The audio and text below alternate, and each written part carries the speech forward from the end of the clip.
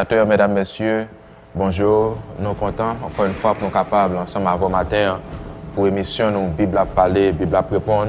Nous espérons que vous avez passé une bonne semaine. Et nous espérons aussi que l'émission matin là, va aider à avoir une meilleure compréhension de la parole de Dieu. Comme on toujours connaît, nous pas pour nous sommes ensemble avec notre bien-aimé Charles Aubert. Bonjour frère Charles. Bonjour frère Ariel et bonjour à téléspectateurs qui suivent avec nous l'émission matin.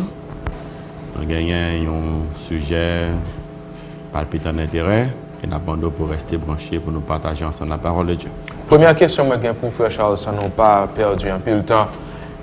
Pour capable mettre nous dans le bain, qui application nous capables de faire de dernière présentation la semaine dernière, puisque nous pas de gain de temps, conclu avec émission nous la semaine dernière, vu que vous avez gain de temps retirer nous dans l'air.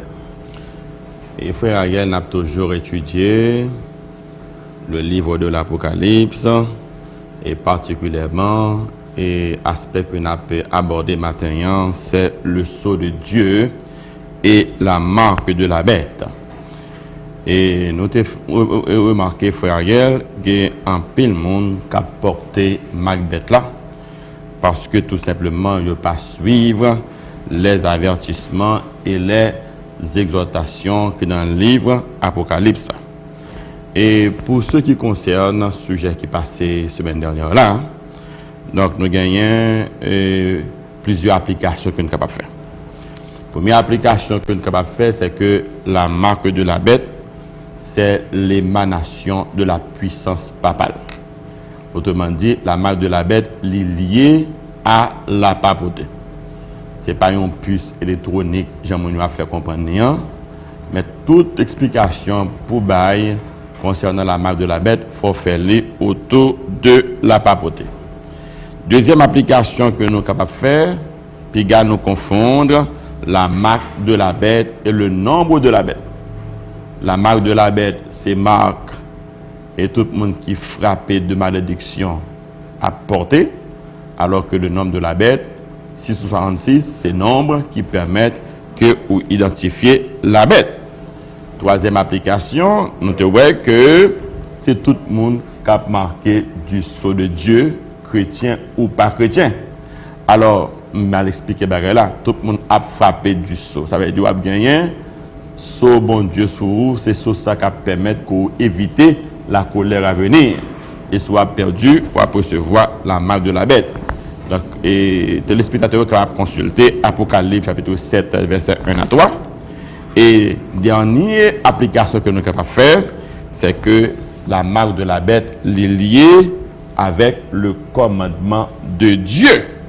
Écoutez-nous prendre ça, frère Ariel, parce que nous dit que c'est le monde qui va suivre commandement bon Dieu qui a pour recevoir la marque de la bête. Et c'est la raison pour laquelle le texte que nous parlons les téléspectateurs que nous débattons déjà, mais il est assez significatif. Le premier texte, c'est Matthieu 7, verset 25. Entre autres, il dit, il espérera... Daniel chapitre 7. Merci. Daniel chapitre 7, verset 25. Il dit, il espérera changer les temps et la loi. D'ailleurs, et changer la loi de Dieu, c'est une plus grosse accusation que la Bible porte contre la papauté. Et c'est la raison pour laquelle le monde qui dit que observer mon Dieu, il faut que faire un pile attention avec la loi de Dieu. Le deuxième texte que nous prenons, frère Ariel, c'était Apocalypse, chapitre 12, verset 17, qui dit « Le dragon fut irrité contre la femme et il s'en alla faire la guerre au reste de sa postérité, à ceux qui gardent les commandements de Dieu et qui ont le témoignage de Jésus. » On va remarquer, et question reste ça, frère Ariel, c'est pas aujourd'hui à l'y paraître. Du temps de déluge, de gon reste. C'était qui? C'était seulement Noé qui était sauvé avec sa famille. Du temps de la destruction de Sodome et de Gomorrhe, de gon reste, c'est qui? C'était c'est l'eau avec ses deux filles. Ça signifie reste à l'y par jambe nombreux, frère Ariel. Donc, si je dis, on a parlé du reste de la postérité de la femme de l'Église, ce n'est pas tout le monde qui a sauvé dans l'Église, et particulièrement le monde qui n'a pas respecté les commandements de Dieu, ou apprend la marque de la bête quand même. Voilà pour qui ça la Bible parle du reste. Et reste ça, c'est justement une petite minorité 8. Donc, on a dit c'est une poignée de sable, son plage. Pour montrer que les gens qui ont perdu, il y a plus nombreux que les gens qui ont sauvé. Les gens qui ont sauvé sont tirés sur la Bible dit, eh bien, son petit poignée de sable, son plage. Voilà pourquoi avertissement parole bon Dieu a fait. Si on n'est pas incrédule, émission ça a aidé ou faire meilleure préparation pour aller dans le ciel. Et dans les textes que nous avons frère Ariel, c'est Apocalypse, chapitre 14 et le verset 12, qui dit, c'est ici la persévérance des saints qui gardent les commandements de Dieu et qui ont le témoignage de Jésus. Ça veut dire, les gens qui sont d'après la Bible, c'est les gens qui gardent les commandements de Dieu et la foi de Jésus. Par conséquent, son monde ou pas garder les commandements de Dieu, non seulement ou passer, mais ou frapper de la malédiction. Et j'ai l'impression, frère Ariel, ça c'est un sujet pour interpeller chaque monde, pasteur, prêtre et fidèle laïque, pour ne pas jouer avec parole bon Dieu et particulièrement les commandements de Dieu. Et dans l'application, frère Ariel, qui est plus important matin, pour que nous disons important, parce que l'évangile qu'a prêché de frère Ariel, ce n'est pas l'évangile ça, Jésus-Christ nous pour nous prêcher. Et c'est la raison pour laquelle nous prenons plus de temps pour expliquer mon yo, parce que nous comprenons que l'enseignement ça la prend plus de temps pour entrer dans la tête mon yo, compte tenu de mauvais évangile qui ban là où il y a. Il y a trois considérations que nous sommes capables de faire à propos des commandements de Dieu, à propos de l'aide du commandement. Première application que nous avons fait, frère Ariel, nous avons fait dans Exode 31, verset 18, qui dit, les bons dieux abattent les 10 commandements, lui mandé Moïse pour préparer 2 tables de pierre. Première table là, c'était 4 commandements qu'il a dans le 4 premiers commandements qui étaient concernés aux relations que l'humanité fait pour gagner avec bon Dieu. Et deuxième table là, frère Ariel, il y a 6 commandements, c'est relations que les hommes gagnent pour entretenir avec les hommes. Et une particularité que le gagné, c'est que non seulement 10 commandements étaient gravés sur les tables de pierre, mais ils étaient écrits avec le droit de Dieu, alors que l'autre commandement, c'est Moïse qui était écrit. Ça fait une grande différence. Les 10 commandements ont été écrits avec le droit de Dieu. On va remarquer dans Exode 32 à notre frère Ariel, le peuple avait tombé dans l'idolâtrie avec question d'or. Moïse a frappé dans cette colère, ça le fait écraser et les 10 commandements. Dieu pas dit plus que me débat ou déjà fort écrit encore, mais il dit Moïse, montez sur mon montagne là, tournez pour tes 2 tables de pierre pour que moi écrit encore. Ça veut dire que pas gain aucune intervention humaine dans la conception, dans la formulation des 10 commandements. Ça c'est un bagage pour nous comprendre les 10 commandements non seulement gravés sous table de pierre frère Ariel, mais ça passé écrit avec les lois de Dieu qui balient un caractère de permanence, la durée de perpétuité en perpétuité. Deuxième texte que nous te prenons frère Ariel, c'est Deutéronome chapitre 10 verset 1 à 5. Pas oublier nous bail Exode 31 verset 18, ça c'est texte pour nous le Kembe. Deuxième texte ça c'est Deutéronome 10 verset 1 à 5. Et côté nous bon Dieu, il réécrit les 10 commandements encore remettre Moïse, mais il bat Moïse une instruction particulière, il dit que va mettre à l'intérieur de l'arche de l'alliance ou bien table de l'alliance, c'est même bagage frère Ariel, et que les autres lois les mettez à côté de l'arche. Ça montre ou pas qu'à prendre 10 commandements pour faire même considération avec les autres lois de Moïse qui étaient particulièrement passagères. Ça ne veut pas jamais enseigner téléspectateurs, mais nous-mêmes, nous prenons la responsabilité pour que nous enseignions droitement la parole de Dieu. Et dernière considération que nous avons fait, nous avons dit que les 10 commandements sont dans le ciel, c'est les mêmes qui ont servi de base au jugement des méchants. Mais prenons encore. Les 10 commandements sont dans le ciel, et puis c'est les mêmes qui ont servi de base au dernier jour pour juger les méchants. Côté nous prenons frère Ariel, nous prenons dans Apocalypse chapitre 11 verset 19. Nos téléspectateurs, Apocalypse chapitre 11 verset 19, ou même tout prêtre capteur d'émission matin, ou même tout et pasteur capteur d'émission matin, message aujourd'hui c'est pour que lié, c'est pour inspirer de vérité qu'a dégagé dans l'émission de manière à ce que leur contrat fidèle pour enseigner droitement la parole de Dieu. Maintenant, pour nous capables de rentrer dans le sujet du matin proprement dit, la deuxième question, moi, bien pour vous, comment la Bible permet de nous identifier le sceau de Dieu? La question, comment la Bible lui permet de nous identifier le sceau de Dieu? Avant que je me réponde à la question, ça, frère Ariel, pas oublier son émission qui relève Bible à parler, Bible à répondre. Nous avons préféré que c'est la Bible qui répond à la question d'abord avant que nous fait des commentaires subséquents. Nous parlons dans Exode, chapitre 31, versets 12 à 14.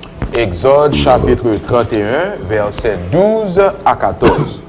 L'Éternel parla à Moïse et dit, « Parle aux enfants d'Israël et dis-leur, vous ne manquerez pas d'observer mes sabbats, car ce sera entre moi et vous, et parmi vos descendants, un signe auquel on connaîtra que je suis l'Éternel qui vous sanctifie. » Le verset 14, « Vous observerez le sabbat, car il sera pour vous une chose sainte. Celui qui le profanera sera puni de mort. Celui qui fera quelques ouvrages de ce jour-là sera retranché du milieu de son peuple. » Exode chapitre 31, versets 12 à 14. Maintenant, nous prenons la responsabilité, frère Ariel, pour nous expliquer des choses qui sont difficiles à saisir. Non seulement, mon Dieu passe instruction aux Israélites, il dit, vous ne manquerez pas d'observer mes sabbats, car ce sera entre moi et vous, et parmi vos descendants, un signe auquel on connaîtra que je suis l'Éternel qui vous sanctifie. Si nous avons essayé d'expliquer le plus bien, frère Ariel, nous avons dit que le sabbat qui est mentionné là, c'est le signe qui permet d'identifier l'Éternel. Comprenez bien? Un signe auquel on connaîtra que je suis l'Éternel qui vous sanctifie. Le sabbat que nous avons parlé matin, comme étant le sceau de Dieu, un signe, un sceau, c'est les mêmes qui permettent que vous identifiez qui est ce monde, qui est bon Dieu, qui est créateur de l'univers. Maintenant, descendons dans verset 14 frère Ariel. Vous observerez le sabbat, car il sera pour vous une chose sainte. Celui qui le profanera sera puni de mort. Effectivement, l'homme autrefois, eh bien, ou transgresser ou profaner le sabbat, eh bien, il demandé c'est plus lapider. Quand il y a une question que je gagne pour mon cap dit commandement mon Dieu aboli et particulièrement le sabbat. Si mon Dieu qui c'est l'alpha et l'oméga, qui dit que je suis l'Éternel, je ne vais jamais changer. Là où mon profaner le sabbat, il demande pour lapider. Même mon Dieu ça qui apparaît dans l'histoire pour le dire sabbat que me dit qui Seigneur je dis à moi maudit lui, il ne pas observer encore. Là qu'on est à mon Dieu aussi des hommes, il va paraître comme un démagogue. Et si effectivement son Dieu jusque-là, tout le monde qui t'est lapidé parce que tu as violé le sabbat, il faut le ressusciter pour demander excuse. Je vais prendre pour vous parce que les gens qui ont un enseignement, ils ne pas suivre conséquent de ça. Si mon Dieu qui c'est l'alpha et l'oméga, mon Dieu qui est son Dieu de justice, qui ne pas jamais tromper dans rien, demander peuple Israël là, c'est pour observer le sabbat. Et que si vous ne pas observer le sabbat, monde qui viole, c'est pour punir le monde, ça veut dire pour rapider.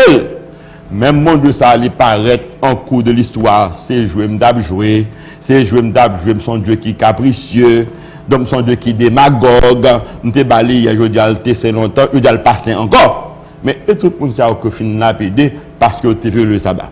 Si bon Dieu a son monde qui juge vraiment, faut que l'État ressuscite le monde pour demander monde excuse parce qu'il était joué à la vie. Pour montrer effectivement le sabbat, il a un caractère de permanence, c'est un signe qui permet d'identifier l'Éternel. Deuxième considération, frère Ariel, dans Ézéchiel chapitre 20, on apprend d'abord le verset 12. Ézéchiel chapitre 20, verset 12. Je leur donnais aussi mes sabbats comme un signe entre moi et eux, parce qu'ils connurent que je suis l'Éternel qui les sanctifie. Ouais, ça fait deuxième texte, frère Ariel. Exode 31, verset 12 à 14 dit que le sabbat, c'est le signe qui permet d'identifier l'Éternel. Il y a un deuxième texte encore qui est répété dans la Bible, là, dans Ézéchiel, chapitre 20, verset 12 d'abord, qui dit que le sabbat, c'est le signe qui permet d'identifier l'Éternel. Effectivement, le nom dans Ézéchiel 20, verset 12, il dit, je leur donnais aussi mes sabbats comme un signe entre moi et eux, pour qu'ils connaissent que je suis l'Éternel qui fait attention. Ça veut dire c'est le deuxième texte qui dit que le sabbat, c'est le signe qui permet d'identifier l'Éternel. Et troisième texte qu'on apprend, c'est toujours Ézéchiel 20, mais cette fois-ci, nous parlons dans le verset 20, frère Ariel. Ézéchiel chapitre 20, verset 20. Sanctifiez mes sabbats, et qu'ils soient entre moi et vous un signe auquel on connaisse que je suis l'Éternel, votre Dieu. On regarde sanctifier le sabbat. C'est un signe qui permet que vous connaissiez qui est mon moyen et que c'est l'Éternel des armées. Si on comprend effectivement la parole de frère Ariel, le sabbat, c'est le commandement le plus important. Je vais essayer d'expliquer aux téléspectateurs des choses difficiles à comprendre. L'homme rejette le sabbat ou rejette l'Éternel en tant que créateur. Tenez bien, téléspectateurs. Pasteur Foumame fin gâté esprit nous à mauvais enseignement. Frère Charles, bon Dieu, vous et je dis, a essayé d'expliquer des choses qui sont difficiles à comprendre. Premièrement, le sabbat, c'est un signe qui permet d'identifier qui moun l'Éternel est, reconnaître qui moun que lié. Il y a trois textes en Bible là, comme ce barou là, qui expliquent ça. Deuxièmement, moun qui rejette le sabbat ou sous la malédiction, c'est-à-dire ou rejeter l'autorité de Dieu. Parce que c'est le sabbat qui permet d'identifier l'Éternel, c'est le sabbat qui permet que ou reconnaître l'autorité de Dieu. Ça veut dire tout le monde qui rejette le sabbat, ou pas si bien d'abord pour prendre la marque de la bête, parce que tout simplement, ou frapper de la malédiction. Troisième question pour Frère Charles. Il y a un peu de monde qui dit que sabbat n'a pas les matins, comme qui étant le signe, le sceau de Dieu, eh bien, sabbat, ça, c'était strictement pour les Juifs. Et que nous-mêmes, qui sommes les têtes, nous chrétiens, je dis, nous pas obligés, eh bien, observer tout ça. Pour prendre une question encore. Dans le monde, eh bien, qui dit que sabbat n'a pas parlé dans la Bible, particulièrement dans l'Ancien Testament, eh bien, c'était un jour qui était strictement réservé pour les Juifs. Et que nous autres chrétiens n'ont pas dans l'obligation, eh bien, pour nous observer jour ça. Question moi bien pour vous, qui sont pensés dans telle observation? Frère Ariel, moi de la Bible, de la Genèse à l'Apocalypse, beaucoup jamais joindre un côté que écrit que le sabbat a été fait pour les Juifs. Premier texte que je parle pour Frère Ariel, moi pour aller au début de la création. Avant même l'existence d'Adam et Ève, avant même l'existence de Abraham, avant même l'existence du peuple juif. Ça le dit, Genèse chapitre 2, verset 1 à 3, rappelez pour moi, Genèse chapitre 2, verset 1 à 3. Genèse chapitre 2, verset 1 à 3. Ainsi furent achevés les cieux et la terre et toute leur armée. Dieu acheva au 7e jour son œuvre qu'il avait faite, et il se reposa au 7e jour de toute son œuvre qu'il avait faite. Le verset 3, Dieu bénit le 7e jour